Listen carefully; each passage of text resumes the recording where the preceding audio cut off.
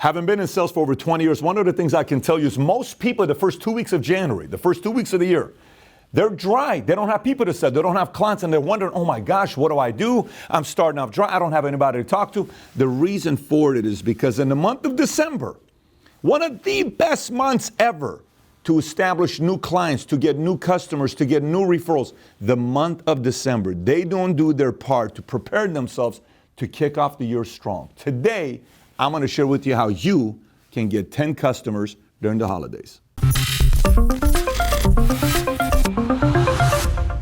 So before I get into it, I want to preface something here. Is the fact that in the month of December, it depends what industry you're a part of. Meaning, you could be car sales and you got good things going on during car sales. But you could be in real estate and you may not be selling in real estate. I'm in insurance. We always have big Decembers. Because over the years, I listened to so many of my competitors automatically saying, December's a terrible month, December's a terrible month, December's a terrible month, until they believed it. And I said, December's a great month. Why? Because everybody gets together.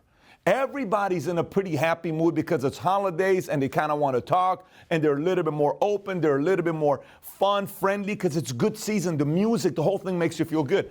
That is the time where you go get new customers. So for example, let me give you an idea what I used to do as a rookie salesperson, year 1, 6 months, year 2, 3, 4, 5.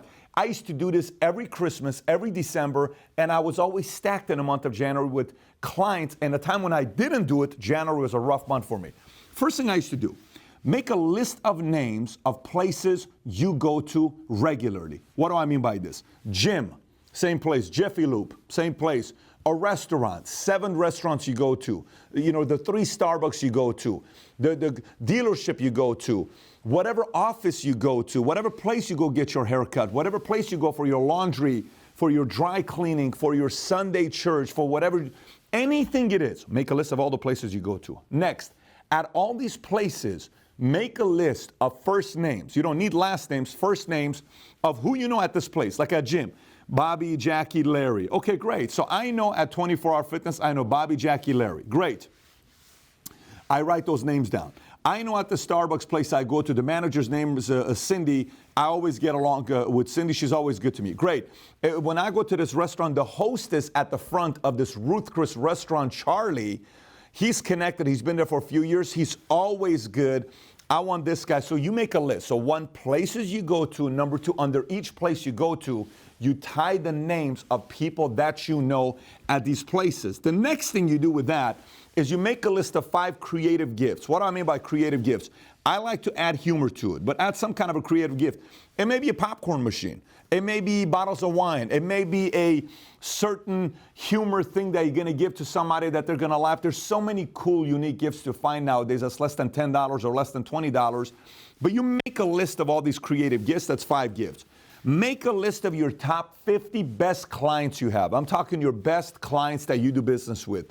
These are people that you have a relationship with. These are people that you call they're going to pick up. These are people that you met 2, 3, 4, 5 times. They love you. You love them. Great relationship. Depending on the business you're in, maybe you're in real estate. You don't have 50 clients. Maybe you got top 10 best clients. Maybe you got top 20 best clients. But whatever it is, somewhere between 10 or 50 clients. If you're in something that's more transactions, go to 50. The next thing you know, once you have the list of names, the following. This is the big part. You get in your car, you have your gifts, one by one, you go to these places, okay? And I would literally do this. I would go to these places, and I would go up to them and say, hey, Charlie, I got a bottle of wine for you. Oh, really? Yeah, Merry Christmas, man. All the best. Brother, you're always good. Oh, thanks, bro. Hey, Mary, this is for you. I got a book for you. I hope you enjoyed this book. Oh, thank you so much. Hey, and everybody, I'm giving them a note and a envelope with my notes and my card in it. Here's who I am. And I leave them my information. I already have their information there, right? I'm leaving all these things locally while I'm networking with them. Then I go to my customers. Hey, got something for you. Here's a pie. Oh, no way. I got a pie. I'm going to drop something off to you. Are you at the house? Yes, I'm coming over. Then I would go. The key is face to face to drop these things off.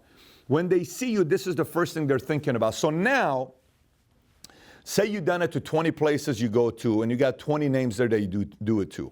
Say you've done it to 50 clients that you have, and this takes you a day and a half to do, right? You have 70 names of people that are saying, wait a minute, nobody else did this for me.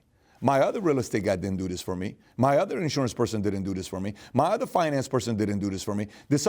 None of these guys did it for me. And maybe some of these guys are even cold people. Like, man, nobody else did it for me. I've been going to this restaurant. I've been working here for 2 years. No one's ever stopped by and given me a gift. I've been at this gym for 2.5 years. No one's ever dropped off a gift to me. So now you have a group of 70 new true believers of you who want to find a way to help you without you asking for help yet. So this is one of the things you do, right? Now, obviously, there's a follow-up. You go back with them, but this is part one. Let me give you part two, what you do.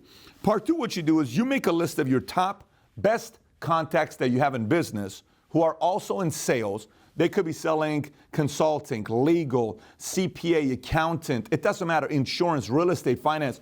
You make a list of 20 of these guys, okay? Once you make a list of 20 of these guys, you figure out a way to send them customers. You figure out a way to send them contacts. And then you say, hey, I know it's holiday season. I was thinking about the two of you guys, Bobby and Larry. I just think it makes sense for the two of you guys to talk to one another. In the text, you say, Bobby, I know him from, he's one of the local real estate guys. I know him very well, good guy. And Jack, you and I used to work out together. But Jack, I know you're thinking about doing something with real estate. If you decide to do anything, Bobby's the guy to go through. Next, I'm doing 20 contacts, potential customers, with 20 business people, and I'm making the connection. Now, whether any of these guys do business with these 20 guys, guess what these 20 guys are thinking about? These 20 guys are thinking about, who else did this for me? This guy sent me customers. Are you kidding me? Well, thank you. On a separate message. John, you didn't have to do this, man. Thank you. They're surprised you just did this. Because how many people have ever done it to you? Think about it. Ask the question, how many people have sent a customer to you without anything in return? How many people have done it to you? Actually think about it for yourself. Exactly why it's so effective. Because nobody sends, it's not a common thing that happens during holidays. But you're doing it that separates you from everybody else. Next thing, host a holiday party.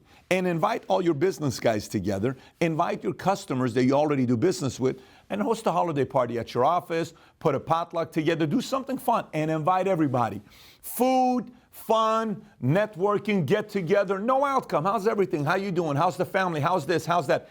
Every single time, I either put a party together at my office or I put a party together at my house and I invited clients or associates or people that I know. You know what happened every single time? Every time, I got customers. Every single time I got business from it without even asking for it. I would invite people over. I used to do barbecues every Tuesday night for God knows how many years, and I would cook for people. Business would show up. Business would show up all the time. But these moments during the holiday when you do this, other people aren't doing it. Again, you're creating your database and more data of clients that are coming back to do business with you in 2020. And last but not least, this is something to be thinking about. By the way, there are 50 other things you could be doing. This is on you to be creative during a season like this by sitting down and testing different methods. I've tested thousands of different ways to go out there and create campaigns to get new customers. Many of them have failed, but many of them, I used to put fish bowls, and I would go put 40 fish bowls at 40 different laundromats within a 20-mile radius, and I would say, I'm going to give $10 every month, $20 gift card every month, but allow people to drop gift cards in here. Every month I send a $20 gift card to your customers. Are you okay with that? Yeah, sure. Great. Here's a fishbowl. And I buy a $20 gift card to have that real estate. They didn't have a problem. I'd go collect them, boom, next. Boom, collect them, next. And there's so many ways to do it. Here's the last thing. Whatever you're doing, your language, social media, whatever you're doing, everybody on social media wants to go and get the guys that got 1 million followers, 500,000 followers, 150,000 followers, and get them to win them over, right? There is a sweet spot of people with influencers that you can help that are between 1,000 to 20,000 followers, 1,000 to 50,000 followers, who are not getting hundreds of messages that your message being lost in translation. If you find the people that have 5 to 50,000 followers and you've been following them and you say, Bobby, love your contact, I just want you to know, how can I help you? And you go based on hashtag of local business owners in your area. 20-mile radius, I go hashtag Tarzana, California. I go hashtag whatever the areas are, and then I find the local influencers, right? I am messaging them, hey, love what the work you're doing. Here's what I do. How can I help you? How can I help you?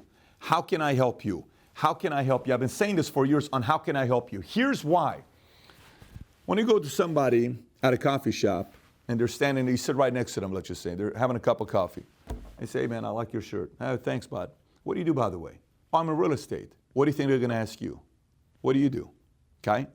You ask your peers on social media, hey man, I know holiday season is here. How can I help you?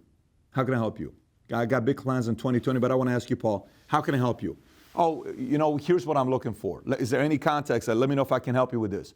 Yeah, here's an area. 2 out of 10 times, guess what they're going to say? How can I help you? Oh, great you ask. Here's what I'm doing. This is the business I'm in. And here's what I'm looking for. And you give them a specific, detailed, not general. I'm looking for new clients. Nope.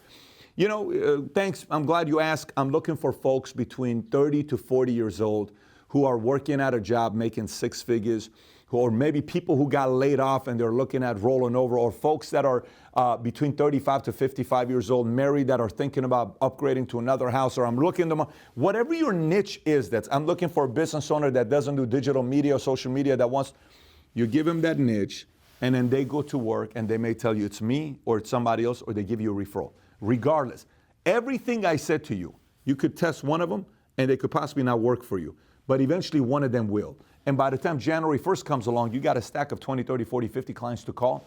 And if you can close a good percentage of them, you got 10 new clients in the month of January to kick off your year. And these are one of the ways. I just shared with you a few different ways. These are some of the ways you can get 10 clients during holiday season. Having said that, I got 2 other videos I want you to watch. One of them is a video I did years ago, I think 3 years ago, 4 years ago, titled How to Network Like Casanova. If you haven't watched it, click over here. And the other one is, since Christmas is around the corner, New Year's is around the corner, I did this video, I want to say 5 years ago maybe, titled, 4 years ago, titled How to Overcome Your Limiting Beliefs. And this video was done at the end of New Year's, at the end of the year in December. I'm wearing like a red sweater. Whatever you do, don't miss the last 8 minutes of this video. It's the last 8 minutes of the video that you really got to watch. Obviously, go through it, but the last 8 minutes of the video is the main part you want to watch with this video. Either one of them, click on them. And if you haven't subscribed yet, please do so. Take care, everybody. Bye-bye.